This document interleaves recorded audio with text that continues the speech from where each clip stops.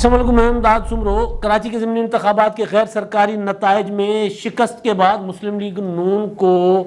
ایک جیت ملی ہے۔ پہلی جیت وہ ملی ہے ان کو قانونی فورم پر، اور الیکشن کمیشن نے نتیجہ روک لیا ہے اور پیپلز پارٹی کا مزہ ہو گیا کرکرا۔ پیپلز پارٹی وہ جیت کے جو شادیانے بجا رہی تھی، ڈھول بجا رہی تھی، ان کا مزہ فی الحال کرکرا ہو گیا ہے اور رزلٹ روک دیا الیکشن کمیشن نے۔ لیکن یہ جو NA 249 کا الیکشن ہے، اس نے پاکستان کی قومی سیاست پر گہرے اثرات مرتب کیے ہیں، اور اتنے گہرے اثرات کہ وزیر اعظم عمران خان اپوزیشن کے سامنے جھولی پھیلا کر بیٹھ گئے ہیں کہ آئیں بات کریں، مل بیٹھ کر کیا کریں۔ اس کا میں آگے چل کر بتاتا ہوں، اور پھر جو وزیر اعظم صاحب کی یہ پیشکش تھی، مدد کی اپیل تھی، تعاون کی درخواست تھی، جو مطالبہ تھا، اس کو مریم نواز صاحبہ نے تو یکسر یوں مسترد کر دیا کہ نہیں، اب آپ کے ساتھ بات نہیں ہوگی، اب نہیں، بہت ہو گیا، آپ نے جو کچھ کرنا تھا کر لیا، اور عوام نے جو کچھ آپ کے ساتھ کرنا تھا وہ بھی کر لیا، لہٰذا اب آپ کے ساتھ بات نہیں ہوگی، یہ مریم نواز صاحبہ نے کہا ہے۔ اور یہ سارا کچھ پھوٹ رہا ہے NA 249 کے الیکشن سے، یا وہ ضمنی انتخابات جن ضمنی انتخابات سے PDM کو مشورہ دیا گیا تھا کہ بائیکاٹ کریں، لیکن بہرحال اب اس سے عمران خان صاحب اتنے کمزور ہو گئے ہیں کہ جس اپوزیشن کے ساتھ وہ ہاتھ ملانے کو تیار نہیں تھے، اس اپوزیشن کو ساتھ بٹھانے کے لیے وہ ترلے منتیں کر رہے ہیں، اور مریم نواز صاحبہ کو تو میں نے بتا ہی دیا۔ لیکن بہرحال اب ساری باتیں کرتے ہیں۔ پہلے مسلم لیگ نون کو جیت ملی ہے۔ جیت یہ ملی ہے کہ جناب مسلم لیگ نون نے الزام لگایا تھا کہ دھاندلی ہوئی ہے، دھاندلی، نتائج بدلے گئے ہیں، اور بہت کم مارجن کا الیکشن تھا، تو کراچی میں جو متعلقہ DRO تھے، ان کو بقول مسلم لیگ نون کے انہوں نے ان کو کہا تھا کہ ریکاؤنٹنگ کریں، لیکن انہوں نے پیپلز پارٹی کی حکومت کے زیر اثر ہونے کے ان کو مسلم لیگ شاہد خاقان عباسی صاحب نے پریس کانفرنس کی ہے کہ وہ پیپلز پارٹی کی فریق نظر آ رہے تھے، الیکشن کمیشن کا، سندھ کا الیکشن کمیشن ان کے پاس یرغمال نظر آ رہا تھا، لہٰذا ان کی جو حق تھا قانونی وہ ان کو نہیں دیا گیا، اور ویسے بھی قانون کے تحت، الیکشن ضابطوں کے تحت، اگر جیت کا مارجن 5% کے سے زیادہ نہ ہو یا 5% کے آس پاس ہو تو پھر ریکاؤنٹنگ کا ویسے ہی آٹومیٹکلی کرنی چاہیے، یا حق بنتا ہے کسی کو بھی ریکاؤنٹنگ کی طرف جانے کا، تو وہ ان کو حق نہیں دیا گیا۔ بہرحال اس کے بعد وہ چلے گئے الیکشن کمیشن اسلام آباد، درخواست دی مفتاح اسماعیل صاحب نے، جس میں انہوں نے پلی اختیار کی۔ وہ یہ تھی کہ جناب ایک تو 34 پولنگ پریزائڈنگ افسروں نے ان کو نتائج جو واٹس ایپ نہیں کیے، 30 سے زائد پولنگ اسٹیشنز پر نتائج موصول نہیں ہوئے، اور فارم 45 پر کئی فارم 45 پر دستخط نہیں ہیں، وغیرہ وغیرہ، اور دوسرا انہوں نے اس میں ریکاؤنٹنگ کا کہا، اور نتیجہ روکنے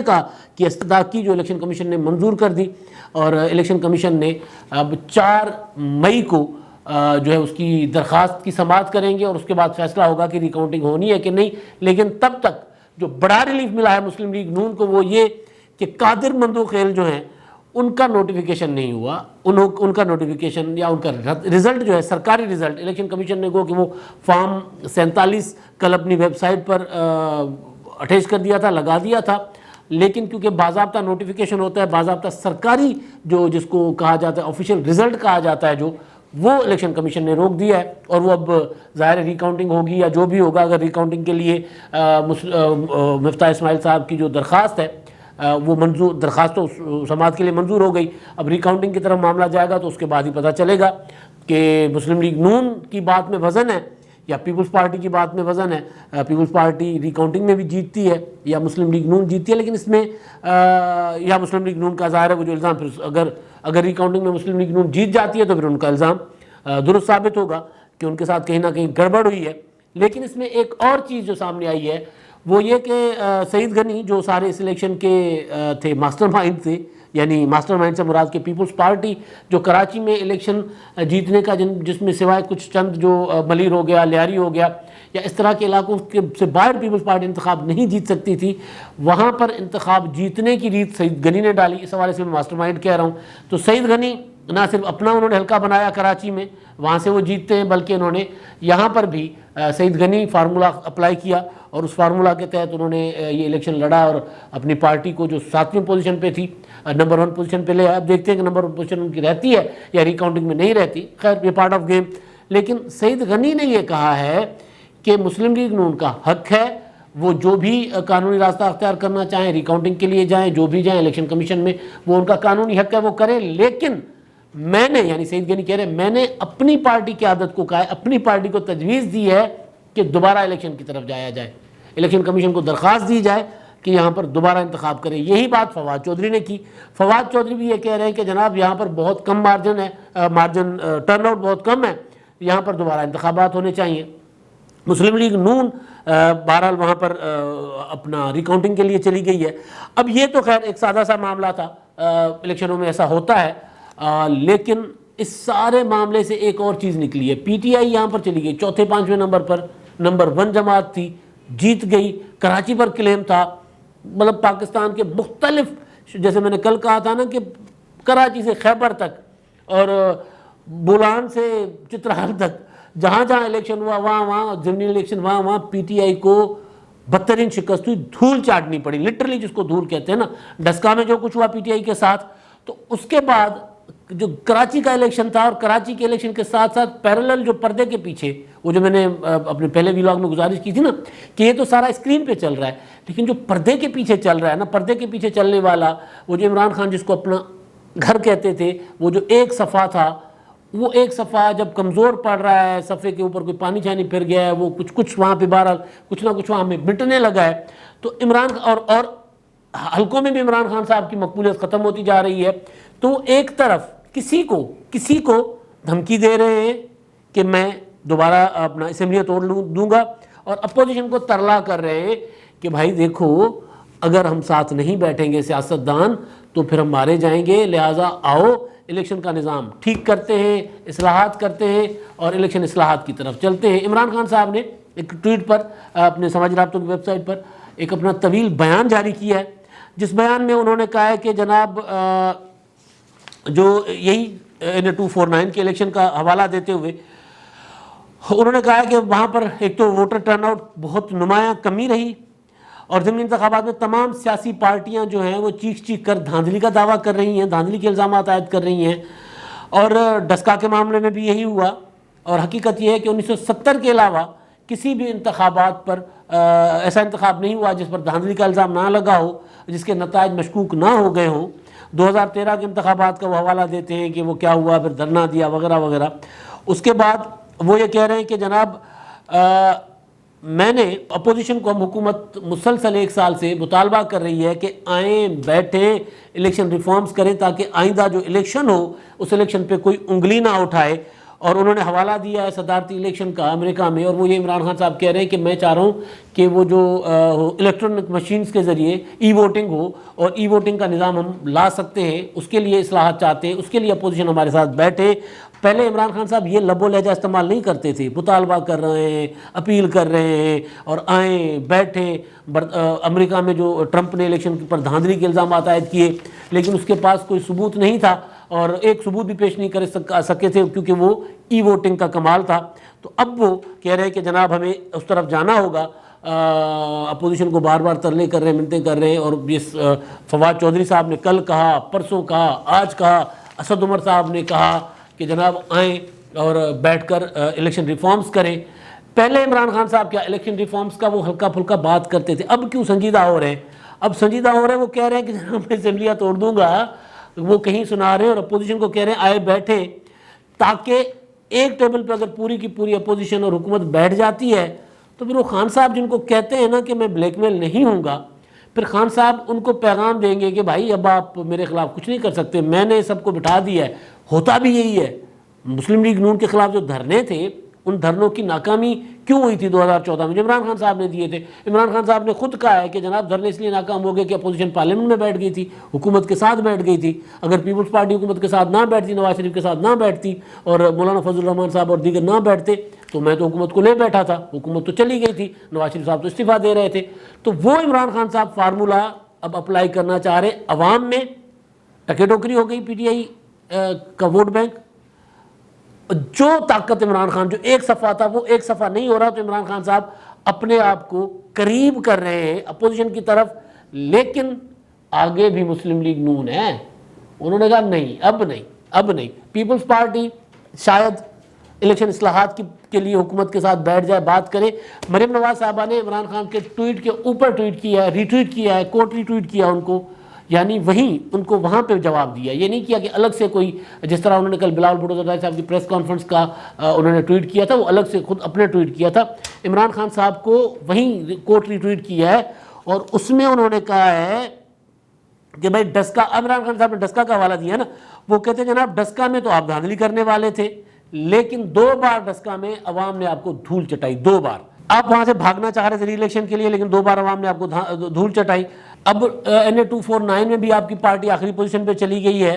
آپ بار بار عوام آپ کو ریجیکٹ کر چکے ہیں، آپ تو کوئی نہیں رہے، آپ غیر متعلقہ رہے، آپ irrelevant ہو گئے، آپ کا تو کوئی تعلق ہی نہیں سارے معاملے سے، آپ کیوں بیچ میں آ رہے ہیں، آپ تو ریجیکٹ ہو چکے ہوئے، عوام نے آپ کو ریجیکٹ کیا ہوا ہے، لہٰذا آپ تو جائیں نا گھر، آپ اسٹیپ ڈاؤن کریں، آپ چلے جائیں، آپ کی گیم ختم ہو چکی ہے، آپ کا معاملہ تمام ہو چکا ہوا ہے۔ یعنی مریم نواز صاحبہ نے کہا کہ بھئی آپ کے ساتھ تو بات ہی نہیں کرنی، آپ کون ہوتے ہیں بات؟ یاد ہے نا میاں نواز شریف صاحب نے آغاز میں کہا تھا کہ جی ہم بات کرتے ہیں کسی کی، یہ بیچ میں آ جاتا ہے، بھئی او بھائی تم کون ہوتے ہو؟ نواز شریف صاحب کا کوٹ میں کروں تو مریم نواز صاحبہ نے بھی آج اسی طرح کا ہے، یعنی وہ جو عمران خان صاحب قریب ہونے کی کوشش کر رہے تھے الیکشن ریفارمز کے نام پر اپنے آپ کو، اچھا ویسے ایجنڈا اچھا ہے، اگر عمران خان صاحب کے ساتھ مخالفت اپنی جگہ اپوزیشن کی، لیکن ایجنڈا اچھا ہے، الیکشن اصلاحات اگر ہو جاتے ہیں اور الیکشن اصلاحات کے بعد جو ظاہر الیکشن اصلاحات ہوں گے، یہ تو نہیں نہ ہوگا کہ عمران خان صاحب نے بنے بنائے آ کے رکھ دیں گے کہ جناب اس پہ ہمیں ووٹ دیں، یہ تو نہیں ہوگا، اس میں مسلم لیگ نون کی بھی انپٹ ہوگی، پیپلز پارٹی کی بھی ہوگی، مولانا فضل الرحمان صاحب کی بھی ہوگی، ANP کی بھی ہوگی، MQM کی بھی ہوگی، تمام جتنی جماعتیں ہیں، جیسے 18ویں ترمیم آپ کو یاد ہے کس طرح ایک ایک ووٹ لینے والی جماعت کی بھی ترمیم کو جو ہے وہ انٹرٹین کیا گیا تھا، ان کی رائے کو امپورٹنس ملی تھی، تو یہ ہوگا اگر یہ ہوتا ہے کہ الیکشن اصلاحات کے بعد الیکشن میں جاتے ہیں تو اس کا فائدہ ہوگا، سب کو ہوگا، مسلم لیگ نون کو ہوگا، پیپلز پارٹی کو ہوگا، یعنی جس کو عوام ووٹ کرنا چاہتے ہیں، جو عوام کے ووٹ کے ذریعے آتے ہیں، ان کو فائدہ ہوگا۔ اور اگر ایسے ہی عمران خان صاحب جو دھمکیاں لگا رہے ہیں کہ میں اسمبلی توڑ دوں گا اور توڑ دی، تو اس کے بعد گیم سب کے ہاتھ سے نکل جائے گی۔ ایک چیز یہ ضرور ہے، تو بہرحال مسلم لیگ نون کا ایک اپنا، مریم نواز صاحبہ کا اپنا ایک بیانیہ ہے، اپنی ایک پولیٹکس ہے، تو ان کا رائٹ ہے کہ وہ کیا کرتی ہیں، لیکن جو میری رائے ہے اس کے مطابق تو اصلاحات چاہے نیب قوانین میں ہو چاہے ادھر ہو، اس کی طرف اگر حکومت کوئی قدم اٹھاتی ہے، حکومت کی نیت بھی سامنے آ جائے گی، حکومت کس طرح کے اصلاحات کرنا چاہتی ہے، تو اس میں اپوزیشن کو ساتھ دینا چاہیے، جانا چاہیے۔ لیکن اب کیونکہ معاملہ پتہ چل گیا ہوا ہے نا، وہ جو میں نے آغاز یہیں سے کیا کہ جب عمران خان صاحب کی جماعت جو ہے وہ 4-4 5-5 ہزار ووٹوں پر چلی گئی ہے، کہیں بھی جیت نہیں رہی، یا کہیں مطلب 2 بار الیکشن کروا کے ڈسکا میں ان کا حشر برا ہو جاتا ہے، کیونکہ ڈسکا میں انہوں نے مقابلہ بڑا سخت کیا،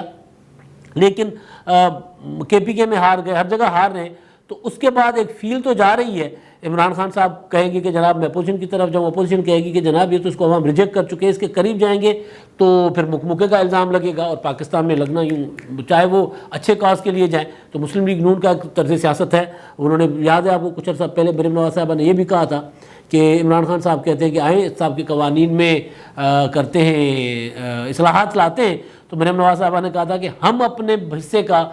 احتساب یعنی انتقام بھگت چکے ہیں، اب عمران خان صاحب کو بھگتنا ہوگا، لہٰذا کوئی اصلاحات نہیں ہوگی، یعنی نیب اسی طرح برقرار رہے گا، جب ہم اقتدار میں آئیں گے تو پھر ہم اسی طرح اسی نیب کو استعمال کر کے عمران خان کا سے انتقام لیں گے۔ تو ایک مسلم لیگ نون کا اپنا طرز سیاست ہے۔ تو بہرحال اب ایک چیز یہ ڈسکا NA 249 نے ثابت کر دیا ہے کہ عمران خان صاحب کو پتہ چل گیا ہے کہ وہ کمزور ہو گئے ہیں، وہ عوام میں غیر مقبول ہو گئے ہیں، اور وہ اب اس کا اعتراف بھی جگہ کرتے پھر رہے ہیں۔ وہ کیا کیا اعتراف کر رہے ہیں وہ اگلے ویلاگ میں گزارش کروں گا۔ اب آخر میں جی ہمارے جو مہربان اپنی آراء سے آگاہ کرتے ہیں، ہماری ویڈیوز دیکھتے ہیں، ان میں لیاقت علی صاحب ہیں، وہ کہتے ہیں کہ میرے بھائی یہ خوشخبری عوام کو کب سناؤ گے کہ اسمبلی توڑ دی گئی؟ بھائی جان اسمبلی توڑ دینا کوئی مطلب یہ خوشخبری تو نہیں ہوگی۔ پاکستان میں اگر جمہوریتیں یا جس طرح کی بھی حکومتیں آتی ہیں، الیکشن یا پارلیمنٹ جو ہے، خاص طور پہ میں پارلیمنٹ پہ فوکس کروں گا، قومی اسمبلی جس کا، اسمبلی اگر مدت اپنی پوری کرے گی اور اپنی مدت پوری کرنے کے بعد انتخاب ہوگا تو اس سے زیادہ بہتری آئے گی بنسبت اسمبلیاں توڑنے سے۔ ایک سیاسی حالات ہوتے ہیں، وہ حالات ہم آپ کے سامنے رکھتے ہیں، لیکن بطور ڈیموکریٹ اگر میری رائے کوئی پوچھے تو میں یہ کہوں گا کہ اسمبلی اپنا وقت پورا کرے، اور اپنا وقت پورا کرنے کے بعد جو انہوں نے کام جو مینڈیٹ ہے وہ لینے کے وہ پورا کرنے کے بعد سب انتخابات میں جائیں گے اور اس کے بعد نئی اسمبلی آئے گی، نئے مینڈیٹ کے ساتھ آئے گی، تو ایک ریت جو ہے پاکستان میں وہ برقرار رہے گی جو 2008 سے چلی ہوئی ہے۔ 2008 سے اسمبلیاں اپنا مدت پوری کرنا شروع ہوئی ہیں، 2 اسمبلی نے مدت پوری کی ہے، یہ بھی پوری کرے گی تو ہمارے ہاں بہتری آئے گی، ارتقا ہوتی ہے جمہوریت۔ تو اگر اسمبلی توڑ دی جائے گی تو پھر ہم وہیں زیرو پہ جا کر کھڑے ہو جائیں گے۔ عمران خان صاحب تو اپنے اس میں ہے نا کہ جناب مجھے کام نہیں کرنے دیا جا رہا، کون نہیں کام کرنے دے رہا جی؟ آپ اپنا ایجنڈا پورا کریں، کام کریں۔ نواز شریف کو جیل میں ڈالنے تو آپ کو سب دے رہے ہیں، آصف زرداری کو جیل میں تو آپ ڈال سکتے ہیں، مریم نواز صاحبہ کو بھی تو آپ گرفتار کر سکتے ہیں باپ کے سامنے، تو وہ آپ کر سکتے ہیں۔ تو جو آپ نے کام کرنا تھا، جو ایجنڈا لے کر آئے تھے، وہ کام کرنے میں آپ کے سامنے کون رکاوٹ ہے؟ کیوں آپ اسمبلیاں توڑیں گے؟ بہرحال میرا خیال یہ ہے کہ یہ خوشخبری نہیں ہوگی، یہ کوئی اچھی خبر نہیں ہوگی کہ اسمبلیاں ٹوٹ گئی۔ محمد سلیم صاحب ہیں جی، وہ کہہ رہے ہیں کہ عمران نیازی کچھ دنوں سے کہے گا کہ مجھے، کچھ دنوں بعد کہیں گے کہ مجھے کیوں نکالا۔ جب عمران خان صاحب یہ کہیں گے مجھے کیوں نکالا، اگر ان کو غیر آئینی طریقے سے نکالا گیا جیسے نواز شریف صاحب کو نکالا گیا تھا، عدالت کے ذریعے وزیر اعظموں کو نہیں نکالا جاتا، وہ عدالت کا فیصلہ اپنی جگہ، عدالتوں کے ذریعے وزیر اعظم عوام منتخب کرتے ہیں، عوام نکالتے ہیں ان کو۔ آج بھی عمران خان صاحب کو نکالنے کا طریقہ ایک ہی ہے،